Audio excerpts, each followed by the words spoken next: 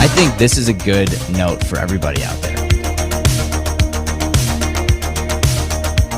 He says that I don't pull well on TikTok, so He doesn't. It's It's just a fact. It just doesn't pull well. It's called social media for a reason, and it's not selfish media.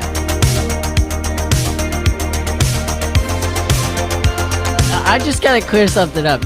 You weren't the 12th man on the field right now, right?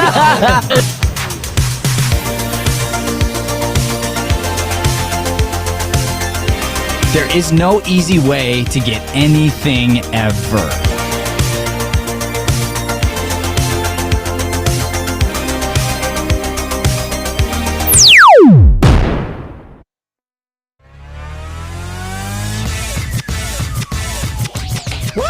This is Mornings with Matt, the Deering Acting Studio podcast, where we discuss the connection between life and acting. Alrighty, good morning, everybody. Welcome to Mornings with Matt on the Deering Acting Studio podcast. So happy to have you on today. Yes, we are. It is a Monday. Happy Monday to you. And we have a theme this week. We're going to be talking about storytelling. Ooh, okay.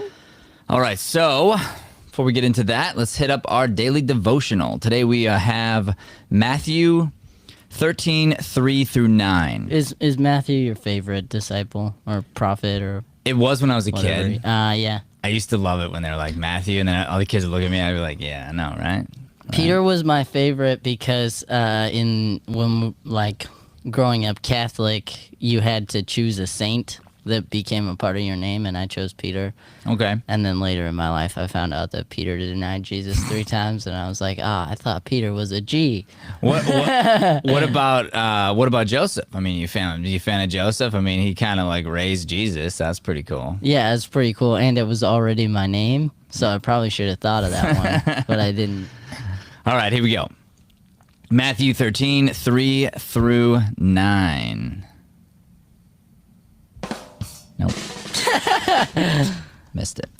All right, and he spoke many things to them in parables, saying, Behold, the sower went out to sow, and as he sowed, some seeds fell beside the road. And the birds came and ate them up. Others fell on the rocky places where they did not have much soil. And immediately they sprang up because they had no depth of soil. But when the sun had risen, they were scorched, and because they had no root, they withered away. Others fell among the thorns, and the thorns came up and choked them out. And others fell on the good soil and yielded a crop, some of 100-fold, some 60, some 30. He who has ears, let them hear. And to which the people said, What? What? You know, but they could understand because the people, they were farmers. You know, I mean, that's how you made a living. It's how you ate. And so Jesus here is telling a story, and he told a lot of stories, a lot of parables. We're going to be telling a lot of Jesus' stories this week in our storytelling themed week. And so when the disciples asked him, like, why do you tell everybody in parables? He's like, because they're not necessarily ready for what's real. So I have to kind of tell it to them in a story so that they understand what's going on. And it makes sense. We had a master class this week. Yeah, it was so great. This weekend. Oh my gosh. And it was great. It was pretty fun. And the there was so many good stories in there, actually. And and inside one of them, there's a character that says, well, aren't the things that happen in real life better than things in a made-up story? And he says, no. He says, real life can often be, too untidy and have no clear conclusion. So he's like, I have to make up a story in order to give you some kind of a thing that you can wrap your mind around. Yeah. The character understood that. Jesus understands that, and we understand that. So in today's episode, we're going to be talking about what makes up a good story. What are the elements of a good story? And it's important to know this because as we go through storytelling, we're going to be able to use this concept in any area of life. Now, of course, we've got a lot of actors that watch the program here. And so for you actors, obviously it's important for you to understand what makes a good story. But for everybody else, think about it. Like, you've got the story of your own life. You've got the story of your business. You've got the story of yourself as an employee or any character that you might be playing in your life. It's important for you to understand what makes a good story because you want to be living a good story. And we will be getting into an episode that is absolutely revolving around that topic later in the week. Yeah. But what are the elements of a good story? Joey, I wrote some of these down, Okay. and we'll see. All right. Hit me. All right, so we've got okay. So this is according to I looked up a bunch of different articles, but one of the ones I found interesting was the Masterclass online. They wrote up an article that had the 5 elements that they thought were a part of an essential story, and I do agree. I do agree with these elements. Number 1, premise. Number 2, plot. Number 3, character. Number 4, prose. And number 5, theme. These are the elements that are required for any good story. They say. Prose is in prose. Prose. Yep, that's All right. right. Yeah. You know And what does that mean? You know what? It's interesting you say that, Joey, because I had to remind myself as well. I'm like, I heard the word. I know I've looked up the word, but I had to take a second to actually figure that out. So the prose is like the structure. Okay. So how it's like your how. Yeah. How am I going to be delivering this story? And you may be delivering it in sort of like a fantasy way. You may be delivering it in rhyme. So like an interesting new prose that came out was Hamilton. Sure. Yeah. So he chose a specific structure to tell that story that made it kind of what it was. Yeah. And I think it probably would have been good. If it was a regular musical. Either yeah. way, it probably But- wouldn't have been a classic like forever, like this is one of the greatest ever. Yeah. If it wasn't like this new kind of way of doing the structure of a Broadway play. Yeah, I think what he did is the concept that you talk about in improv. He kind of disturbed the air. Yeah. So that hasn't really been done on a Broadway level before. The rapping, It's a great the way of saying it. beats, Yeah. there's no lines in there. And that was one of the things that Tennessee Williams wanted to do, actually. I did some research on Tennessee Williams, and he was worried about the theater at the time when he wrote The Glass Menagerie. That was his first hit. And he created what he called at the time a plastic theater, a plastic theater experience. So he had what he described as a very real, very guttural play, and then he added elements. There's a lot of elements written in the play that have to do with like lighting and screens and music and different things, and those were pretty revolutionary at the time. Yeah, totally. And so he was creating this new feel, but he had the structural backbone of like a really good relationship and really good concept, and he had a really good plot, and he had good character development, and then he created this plastic theater around it. So then you could even say potentially that he created this new prose, this new structure, this new way of doing things, and he put it out there, and then some people maybe took that and kept doing it, but didn't put the foundation underneath it. Yeah. Didn't put the great storytelling underneath it. So then all of a sudden what happens is you just end up with a fancy set, and you end up with some cool plasticky things, but there's nothing grounded under it. And then and that's where people they pay, they're just like, they're here to see a Broadway theater show. They make a bunch of money, but it doesn't like move people. Yeah. That's one of my favorite things that you said in the masterclass this weekend is just, and it had to do with the responsibility you have when you pick up one of these plays, especially a Pulitzer Prize winning play. And that is, these people are real people, and there's a reason that it won the Pulitzer, because it's real. Mm-hmm. And so your job as an actor is, every actor is going to portray it a little differently, but your job is to fall in love with your character and play them 100% real. You know, Yeah, and figure out what can you learn from these characters? What can you learn from the story? And therefore, what are you trying to help others learn from these characters in this story? And that's a big proponent when it comes to great writing, great theater, great movies, great TV shows, is that element, that human element, that element where the audience leaves and they're wondering, what would I have done in that situation? 100%. Is that person really, like, is the bad guy really a bad guy? Mm-hmm. I hate shows like that, but I also love them. Right. Well, yeah. Because you're like, well, I mean, I kind of see where he was coming from. And is he really a bad guy? Like, I remember I was watching, I think it was like NCIS or something with my dad when I was really young. And there was a kid who got, like, bullied. And they showed it on the show, right? Mm-hmm. And then the kid came to school, and it was a bomb threat, and he had it in his backpack, right? Mm. And then by the end of the episode, he gets taken down, and he gets thrown in jail. And I told my dad, I was like, why? He was like, well, he brought a bomb to school. And I was like, cool, I get that, but like jail for the rest of his life? Like, you know, like it showed how sad. Right. And I was like, oh, man. Like, I remember that moment, and I was just feeling so bad for that kid, even though he was the bad guy. Right. Because I was like, there was such a strong why behind why he did what he did, and it wasn't necessarily, like, hate or spite. It was, like, pain. It's like Wreck-It Ralph. He says, I am the bad guy, but does not mean I am bad guy. I love that line. All right, so the first element here we mentioned was premise. Do you know what a premise is, Joey? That's like, gosh, I feel like I know, but it's like it's the circumstances of the play.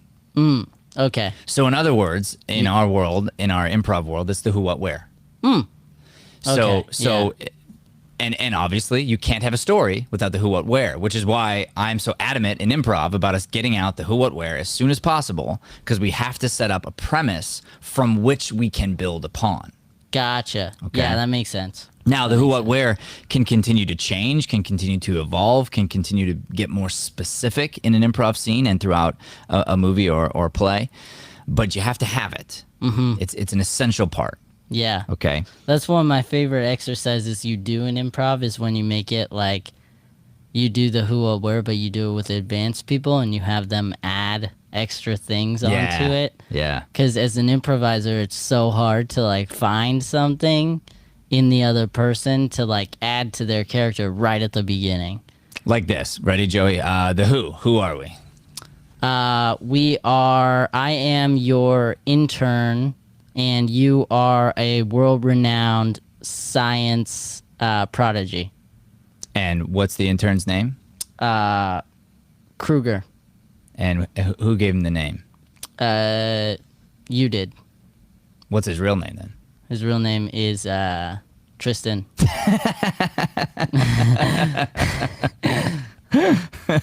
And I'm just like, and you are now Kruger. Yeah. See, and what that tells us about our relationship, what it tells us about, you know, the given circumstances, and it's hard because you're right. Like I just threw an advanced improviser through one of my exercises, and you the top part of it is like, okay, it's the top layer. Here's what I'm required to do, what I know how to do. Mm-hmm. Now, if I can train myself to continue to, throughout the scene, continue to always be looking for ways to deepen it whenever I can. Mm-hmm.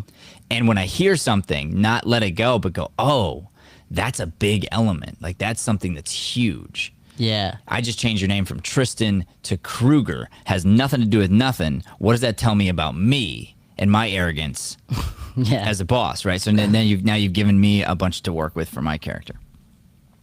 All right, so speaking of character, that is one of the elements as well. Characters. You got to have character in a good story.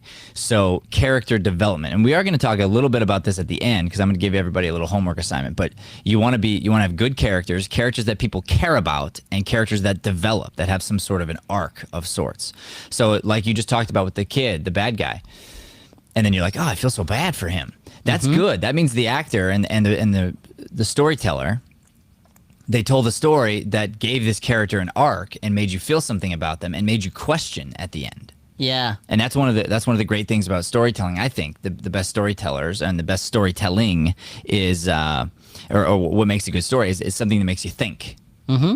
Okay. Yeah, I agree. Good. So we got to develop these characters, and the more specific we get, the better, and the more we know about them, the better. All right, and we have to have a good plot.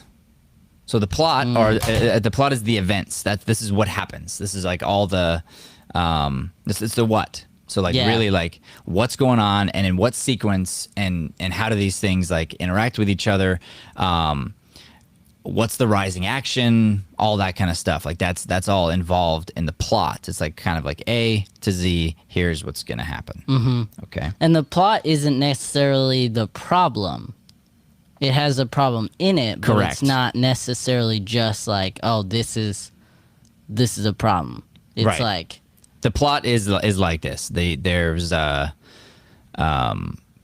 outline. There's a guy wants to go on an adventure.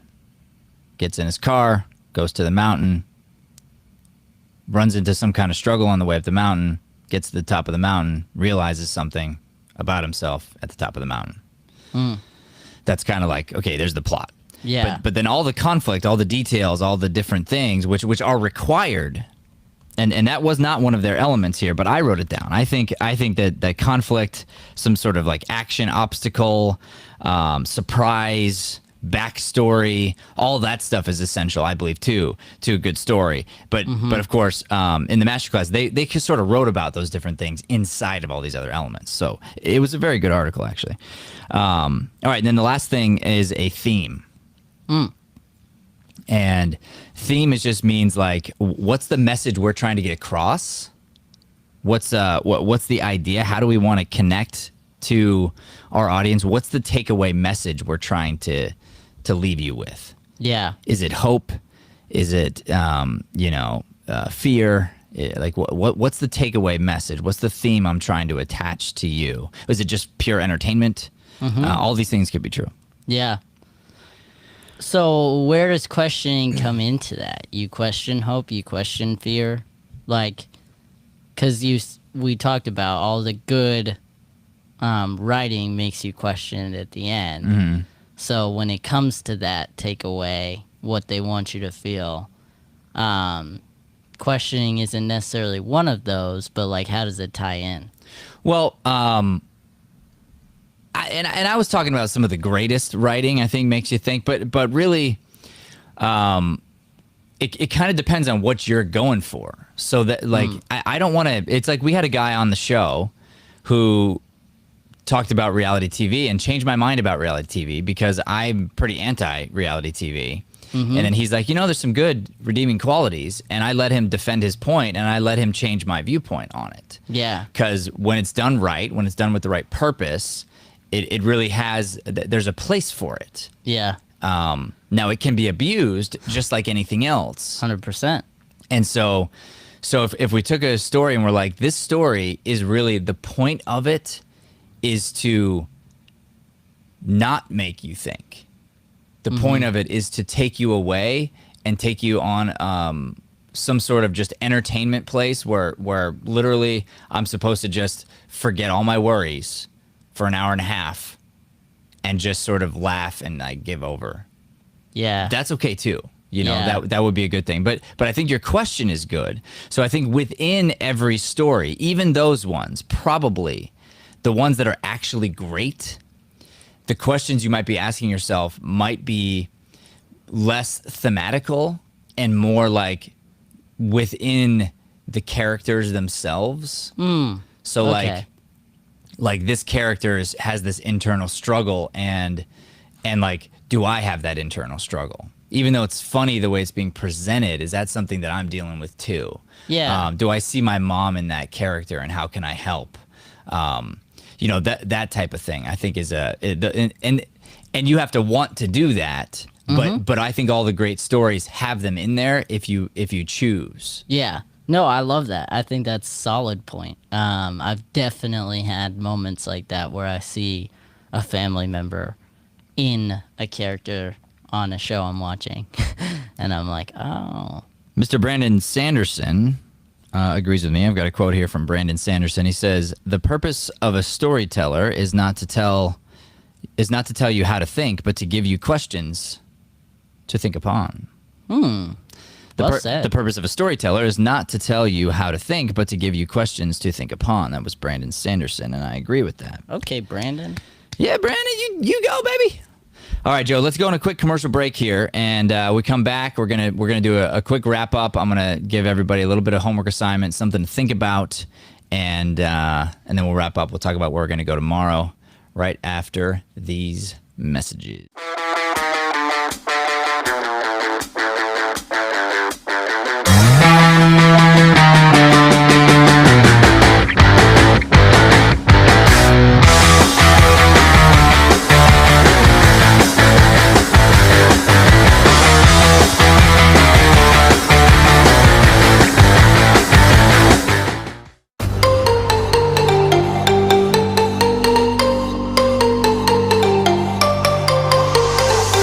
Circle up, please.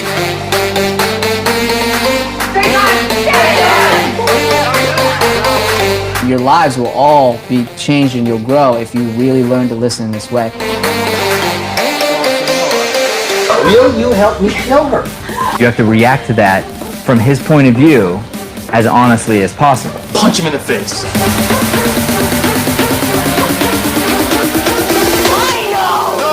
No, you don't know nothing. Come on.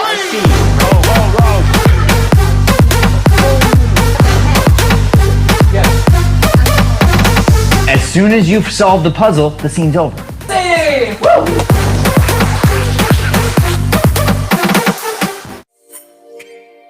All right, guys, so Deering Acting Studio has completely changed my life. I came here about 4 months ago, and right when I walked into this building, I got this incredible sense of energy that I've never felt somewhere before. You know, I came into this not really wanting to pursue acting, just more so doing it for personal development, but I didn't realize to the extent of which it would truly benefit my personal development. You know, predominantly talking about being present in life and just soaking in the moment and living in the moment. I've never worked towards that so much as I do inside the studio, and it's played a huge role in the progression of my career and just the progression of myself as well outside the studio. You know, Joey, Shay, Brian, and Matt are 4 people that I idolize and envy so much. I want to be just as they are because they are 4 of the nicest people in the world. Come to Deering Acting Studio. That's so funny, Joey. I just sort of heard that for the first time when he says, I idolize and envy them. I'm like, oh, don't do that. Please don't idolize. That's not good.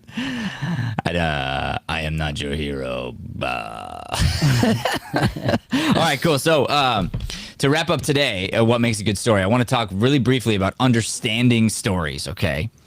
So we'll take 2 movies, all right? We'll take the movie Braveheart and the movie Waterworld. You ever heard of Waterworld? No. I think I've heard of it, but I can't remember seeing it. You probably didn't. Yeah. Or if you did, you didn't remember. Mm-hmm. Waterworld should have been a great movie. It was Kevin Costner, and the world had ended and kind of like water took over all the land. So people were fighting over things like little plots of floating like places where you could actually survive. Yeah. Interesting. The issue is the story was just sort of disconnected. And they spent like millions and millions and millions of dollars on this movie. And they had like, you know, like motorcycle or, you know, like water scooter things, like tons of like cool stuff. And the problem was, I think that the movie couldn't figure out whether it was Mad Max or Hook. You know, and so there's there's this water and there's this thing, and it's like, and we couldn't really figure out what was the real point behind the movie. Sure. So you look at it, and honestly, it's entertaining, but it's not gonna like bring you in. Sure. Braveheart, what Braveheart did is it set up characters. It set up the story. It told us our why. We really, really cared about the guy and then his girl and their relationship, and we knew him when he was a child, and we saw him grow up, and then we saw him come back home, and we saw him fall in love, and then when somebody killed his girl, we were like, what? And then when he started seeking revenge, we're like, yeah. And then we wanted to follow that. And they kept developing characters, kept evolving the story. The character himself kept trying to seek the greater good.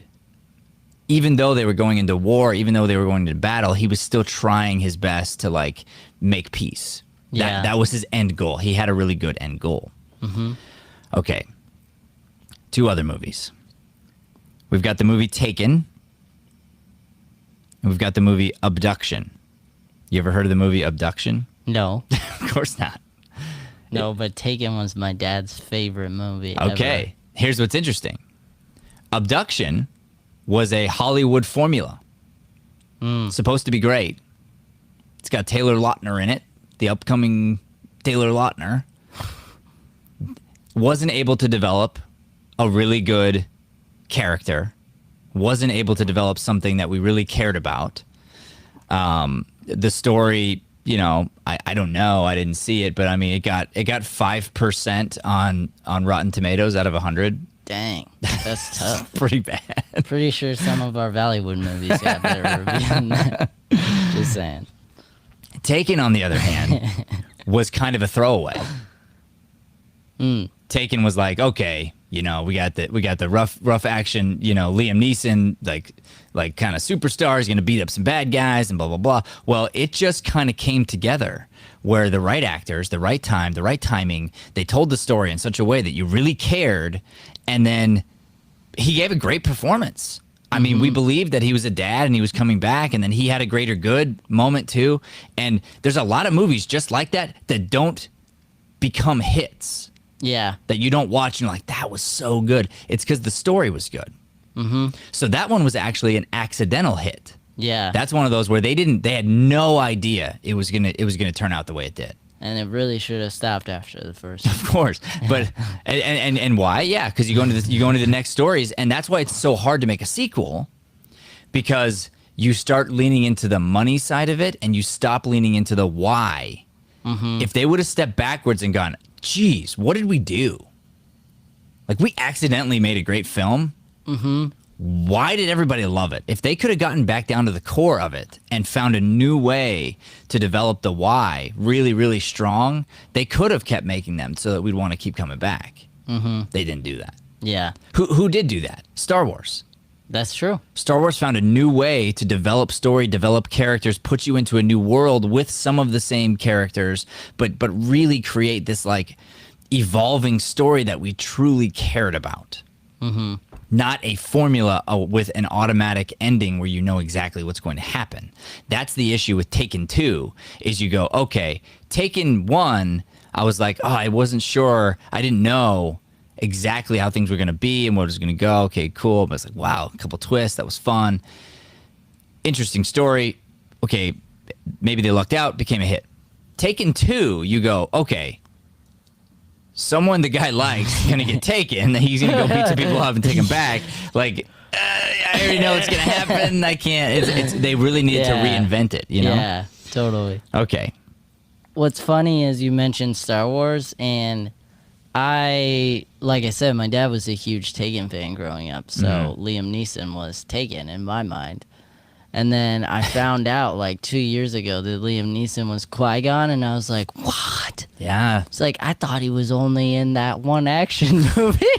No, man, he's an actor. Yeah, I know. He's not. Qui-Gon's not a real person, believe it or not. Oh, that was an actor playing that part. Don't do that to me. Don't do that to me. Okay, so here's your homework assignment, everybody. I want you to do your own research today. It's very quick assignment. Do your own research and find 2 movies. One that you really like you think, like, for me, I like Braveheart. You may disagree with me. That's fine. Like, I read this article this morning. This guy was talking about some of the worst war movies ever, and he put The Patriot as number 1, and I'm like, you stink. But that's his opinion. I liked the movie. He didn't like it because of the historical inaccuracies. I wouldn't know if they were using the wrong muzzle. Like that wouldn't be something that I would understand or know. So I liked the story. I thought it was a good movie. Okay. His opinion, my opinion. You have your own opinion. You may not like Braveheart. That's fine. What movie do you like? What movie do you think like that? Like that's one that's on my top 5 list. Okay. Then think of another movie. One that's maybe in the same theme or genre or, has a similar plot line, and then go like, why did this movie not make it? It's got 3 superstars in it. Yeah. It was produced by X. They spent how many millions on it? Why did that one not hit home for me? Why did this one come up with such bad reviews? Maybe it made a bunch of money, but it's still not a good movie. Why? And ask and see if you can come up with the difference. Like, what really specifically do you think was the difference? You might even do the same thing with an original and a sequel, perhaps. But sort of do that work so you can start to understand stories and understand how fragile they are, how delicate they are. Because then you'll start to understand when you get a great story, how much you need to appreciate it. Okay, then the last homework assignment is going to be to create an outline. Just a brief outline, kind of like I mentioned earlier. There's the guy wants to go on an adventure, gets into his car, goes to the mountain, runs into a couple struggles, gets to the top of the mountain. By the time he's at the top of the mountain, he discovers something about himself. That would be an outline. That's enough. That's all you got to do. And if we create the outline, this is going to be kind of like a theme we're going to run through the week. We're then going to build upon that, and we can start the process of writing our own little short story this week. And something that's just going to be an exercise. Like literally, some of you might end up with a great short story, but for the most part, we're writing for the trash can. We're writing for the sake of writing. That's it. Okay, so you're going to write yourself an outline, and you're going to compare 2 movies so you start to understand story better, start to appreciate story better. All right, Joey, that is our show today, buddy. Tomorrow, we are jumping into the topic, how to be a good storyteller. So today was about what makes a good story. Tomorrow, we're going to talk about how can you be good at telling that story. This is the acting side of it. Okay, this is the living side of storytelling. So tomorrow, we're going to say, how can you be a good storyteller? We're going to dive into that. And I just want to add really quick before you say the magic words.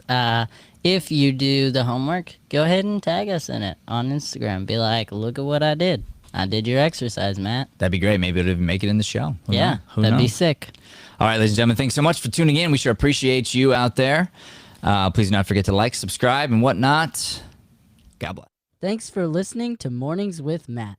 Please like, subscribe, and follow us at Deering Acting Studio to keep up with the latest content. For more information on classes, private lessons, or professional development coaching, visit www.deeringstudio.com. Have a Deering day, everyone. Have a chippy day, everyone. Rough.